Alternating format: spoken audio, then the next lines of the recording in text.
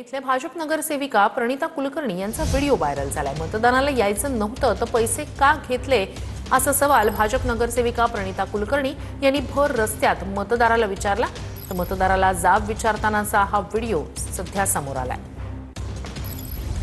पाळा पिंगळाचे तुम्ही व्याजाने घेतलेले पैसे 20,000 रुपये तेव्हा मी दिले नाही का?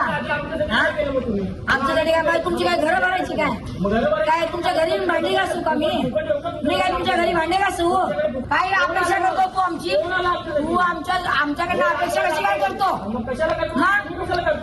तू घेतला म्हणून मी म्हणलं कशाला दिला? घेतला कशाला? मग आला कशाला? मग तुला यायचंच नव्हतं?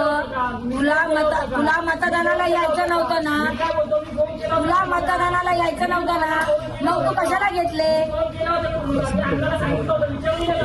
अण्णाला सांगितलं होतं